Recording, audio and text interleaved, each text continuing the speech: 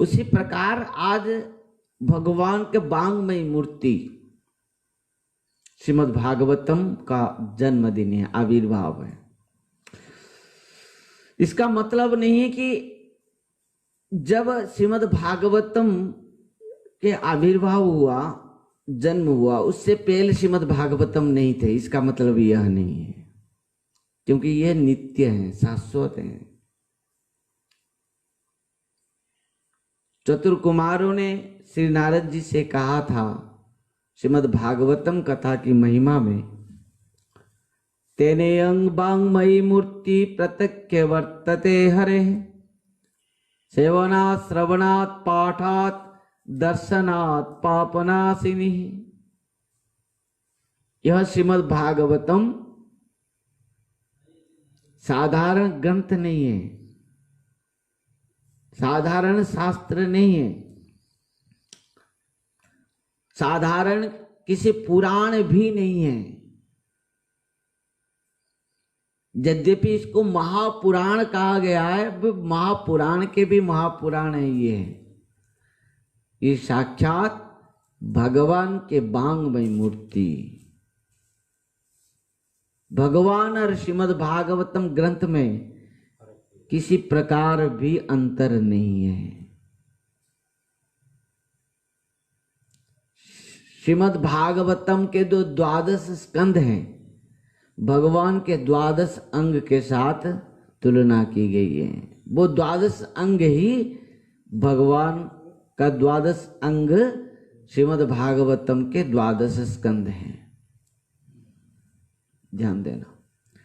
पादो जदीयो प्रथम द्वितीय तृतीय तुर्य कथितो जदुरु नाभिस्तथा पंचम एव षष्ठो भुजान्तरौ जुगलो तथा नौ कंठस्तु राजन् नवम जदीय मुखारविन्दं दशम प्रफुल्लम् एकादशजस्य ललाटपट्ट शिरपितु द्वादश एव भाति तमादिदेवं करुणानिधानं तमालवर्णं श्वेतावतारम् अपार संसार समुद्र सेतु भजामहे भागवत स्वरूपम। यह है श्रीमद् भागवतम के स्वरूप। और एक बार बोलिए, पादो जदीय प्रथम द्वितीय। 2 पाद, 2 1 2। प्रथम स्कंद और दूसरा स्कंद जो है भगवान के 2 पैर हैं। पादो जदीय प्रथम द्वितीय तृतीय तुर्य कथित जदुरु। उरुदेश तृतीय स्कंद है। पाद यदीय प्रथम द्वितीय तृतीय तुर्य कथित जदुरु नाभि तथा पंचम एव षष्ठ। हाँ, नाभिदेश पंचम षष्ठ, नाभि तथा पंचम षष्ठ। पाद जदीय प्रथम द्वितीय तृतीय तुर्य कथित जदुरु नाभि तथा पंचम एव षष्ठ भुजान्तरौ दो जुगल तथा नो। नहीं, नाभि है चतुर्थ, पंचम षष्ठ दोनों भुजा हैं। पादो जदीय प्रथम द्वितीय तृतीय तुर्य कथित जदुरु नाभि तथा पंचमेव षष्ठ भुजान्तरौ तो जुगल तथा नो कंठस्थु राजन नवम जदीय।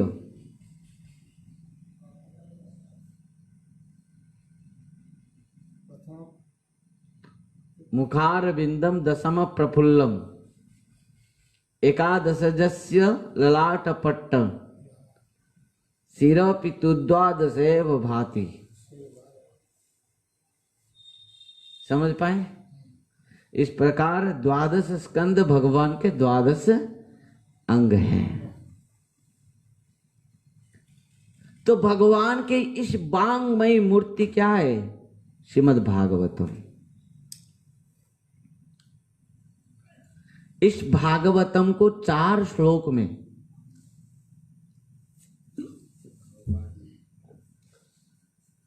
इस भागवतम को 4 श्लोक में भगवान ने ब्रह्मा को कहा था, जिसका नाम है चतुर्श्लोकी भागवत। 4 श्लोक में भगवान ब्रह्मा को कहा था। ज्ञानं परम गुह्यं में जद विज्ञान समन्वितं सरस्य तदंगंच गृहाणंगदितं मया। हे ब्रह्मा, मैं तुमको ज्ञान उपदेश दे रहा हूं, तुम सुनो। मैं जिस प्रकार हूं, मेरे ये समस्त लीला जिस प्रकार है, तत्व जिस प्रकार, सब कुछ मैं तुमको ज्ञान प्रदान कर रहा हूं। ज्ञानं परम गुह्यं में जद विज्ञान समन्वितं सरस्य तदंगंच गृहाणंगदितं मया। जावानं जथाभाव जद्रूप गुणकर्मकः तथैव तत्व विज्ञानम अस्तु में मदनुग्रहात्। मेरे अनुग्रह से तुमको सब ज्ञान प्राप्त होगा। इसके बाद 4 श्लोक में भगवान ने ब्रह्मा को इस श्रीमद् भागवतम को प्रदान किया था। समझ पाए?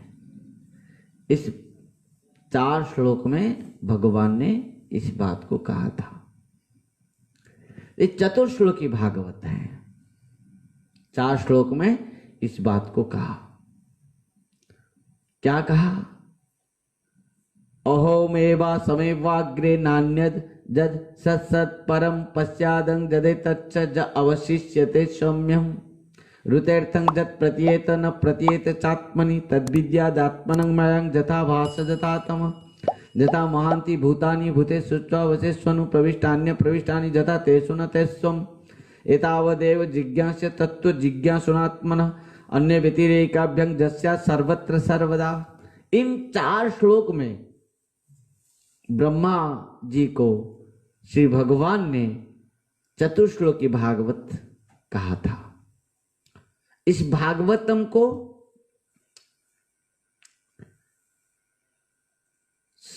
माने ब्रह्मा ने नारद जी को 10 श्लोक में बताया। 10 श्लोक में।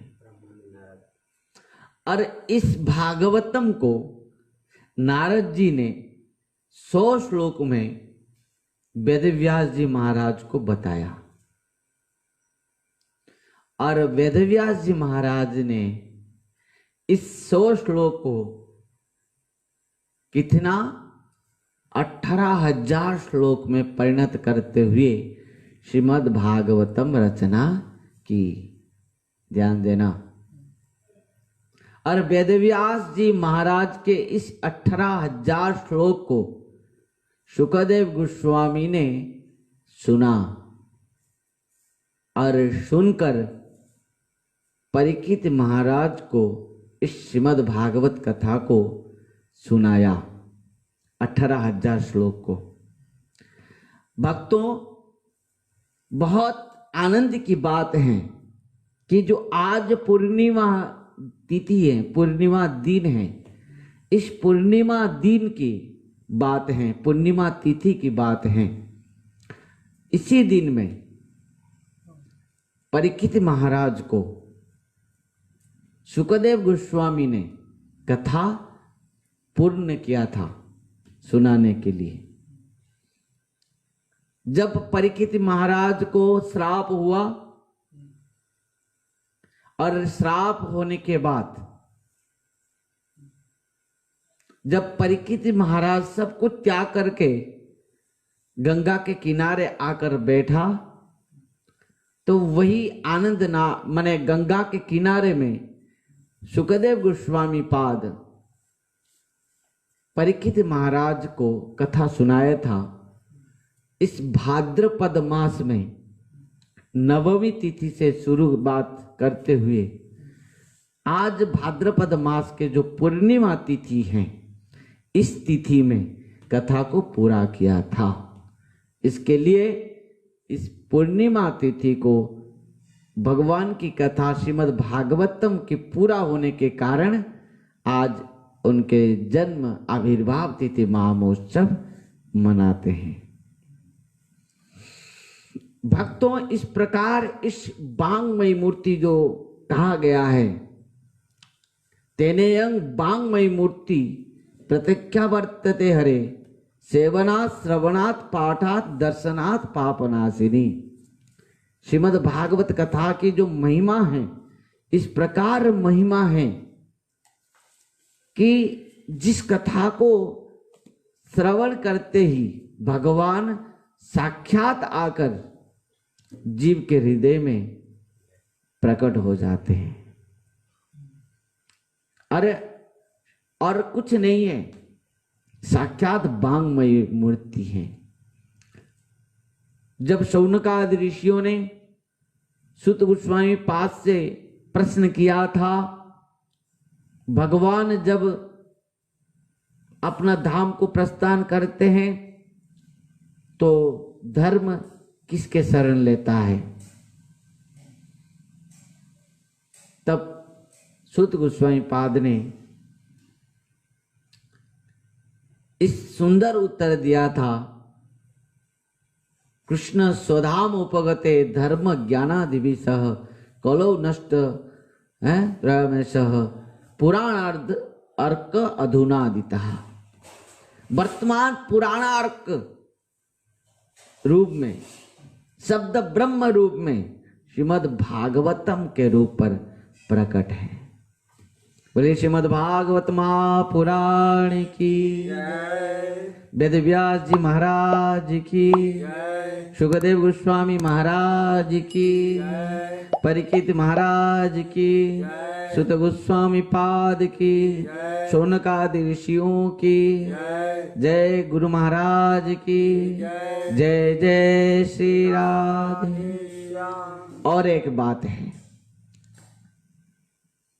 जब शौनकादि ऋषियों ने 88,000 शौनकादि ऋषियों ने सुत गोस्वामी पाद से प्रश्न किया था कि महाराज श्रीमद् भागवतम रचना कब, कैसे और क्यों हुआ, तब सुत गोस्वामी पाद ने शौनकादि ऋषियों से कहा था, है ऋषियों, जब द्वापर युग के समाप्ति में भगवान के कलावतार में वेदव्यास जी महाराज का आविर्भाव हुआ और उन्होंने जब संसार में बद्ध जीवों का बहुत क्लेश देखा, कष्ट देखा, तब इस कलिहत जीवों का कष्ट क्लेश को सहन नहीं कर पाया, भगवान श्री वेदव्यास जी महाराज ने समस्त जीवों का आत्म कल्याण करने के लिए उन्होंने क्या किया कि वेद, वेदांत, उपनिषद, अष्टादश पुराण और अंत तक महाभारत तक रचना की। परंतु इन समस्त शास्त्रों रचना करने के बाद भी वेदव्यास जी महाराज ने सुख को प्राप्त नहीं कर पाया, उनको शांति नहीं मिली। तो उन्होंने बहुत चिंतित होकर बैठे थे। उसी समय भगवान का जो मन है, श्री नारद जी वहां पर आकर पहुंचते हैं। नारद जी ने जब श्रील वेदव्यास जी महाराज का मन को इस प्रकार देखा, दुख और चिंताग्रस्त देखते हुए हंसने लगे और श्री नारद जी ने कहा, प्रभु आपके लीला चरित्र अत्यंत अद्भुत है। आप सर्वज्ञ होकर भी, सब कुछ जानते हुए भी इस प्रकार भाव से आपने चिंतित हुए हैं।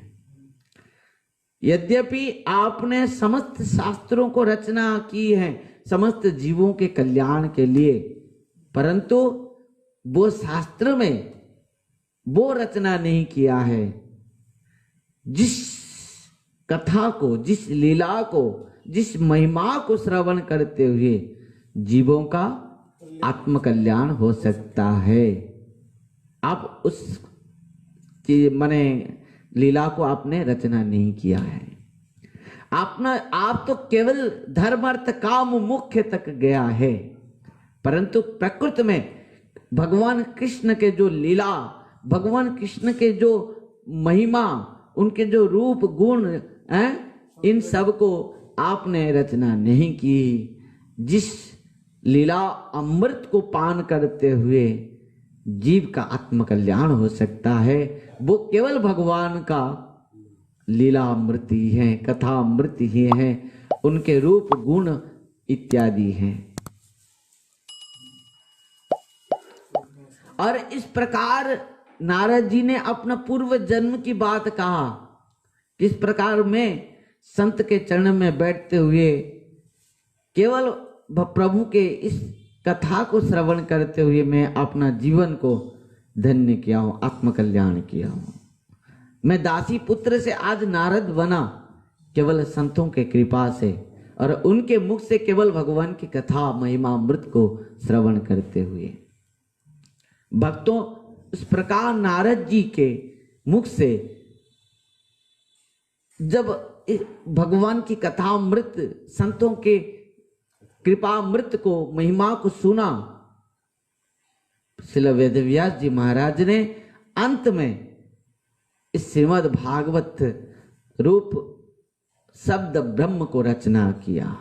बोले श्रीमद् भागवतम महापुराण की, श्रील वेदव्यास जी महाराज की, श्रील वेदव्यास जी महाराज की, श्रीमद् भागवत महापुराण की, तदीय आविर्भाव तिथि महामहोत्सव की, जन्म तिथि की।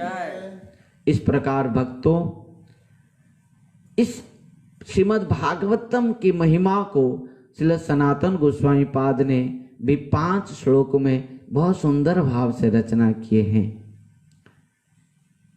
और वो समस्त शास्त्रों में, समस्त सिद्धांत में, समस्त आचार्यों ने, समस्त गोस्वामियों ने श्रीमद् भागवत कथा महिमा को गान किया है। क्योंकि सर्व मन शास्त्रादि पीयूष, सर्व वैदिक सत्फल, सर्व सिद्धांत रत्नार्य, सर्व लौकिक दृक्प्रद, सर्व भागवत प्राण श्रीमद् भागवत प्रभो कलिध्वंत दितादित्य श्री कृष्ण परिवर्तित परमानंद पाठाय प्रेम वर्षा खेराते सर्वदा सर्वसेव्या श्री कृष्णाय नमस्तुमे। मदेक बंधु मत संगीन मदगुरु मनमाधन मन्निस्तारक मदभाग्य मदानंद नमस्तुमे। असाधु साधुतादायिनी अति नीच चदाकर हानमुंच कदाचिन्नाम प्रेमना उत्कंठ स्फुरः। इस प्रकार श्री सनातन गोस्वामी पाद ने श्रीमद् भागवत कथा अमृत की महिमा को गान किया है। भक्तों, इस प्रकार अंत में यहाँ तक भी कहा गया है, सर्व वेदांत सारंग ही श्री भागवतमिष्यते तद रसामृत तृप्तस्य नान्यत्र स्यादति क्वचित्। एक बार जिसका श्रीमद् भागवत कथा में रुचि हो जाती है, उसको और किसी कथा को श्रवण करने के लिए इच्छा नहीं होता है। और इस बात को भी कहा गया है, जब वेदव्यास जी महाराज ने मंगलाचरण में लिखा कि निगम कल्प तरुर गलितं फलम सुख मुखाद मृत द्रव संजुतम पीबत भागवतम रसमालयम मोहरह रसिका भुवि भावुका। यह श्रीमद् भागवतम वेद रूप वृक्ष के परिपक्व फल हैं, केवल पीने के लिए योग्य हैं, केवल प्रेम ही, प्रेम रस ही भरा हुआ है। और इस प्रेम रस हमारे तक किस प्रकार प्राप्त हुआ कि गुरु शिष्य परंपरा में। किसी ने पूछा कि इस सुंदर फल जब टपका तो निश्चित भाव से ये नष्ट हो गया होगा, परंतु नहीं। श्रीधर स्वामी आदि टीकाकारों ने कहा है, शिष्य प्रशिष्य शाखा पल्लव परंपराया सनई अखंड में अवतीर्णम नत उत निपातेन स्फुटितम। इस श्रीमद् भागवत कथा शिष्य प्रशिष्य के अनुसार हमारे तक प्राप्त हुई है, और जिसके कारण इसको हम सब पान कर रहे हैं।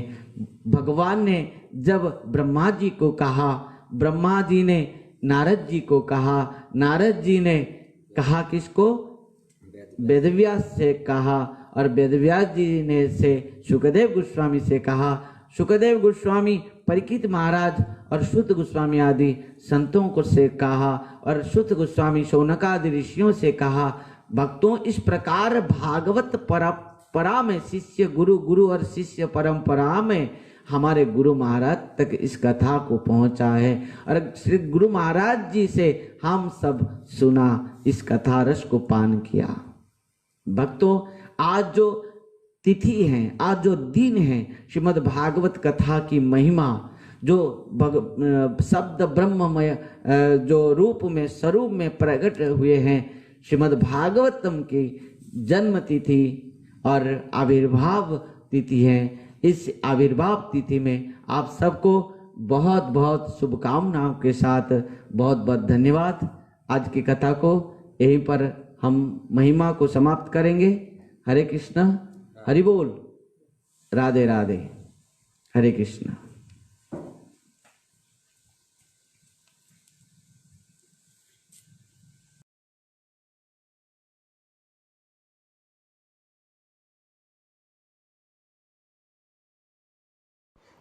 सब्सक्राइब कीजिए श्रील भक्ति संबंध भिक्षु महाराज यूट्यूब चैनल को और साथ ही साथ दबाइए इस बेल की आइकॉन को ताकि आपको मिल सके हमारे लेटेस्ट अपडेट सबसे पहले।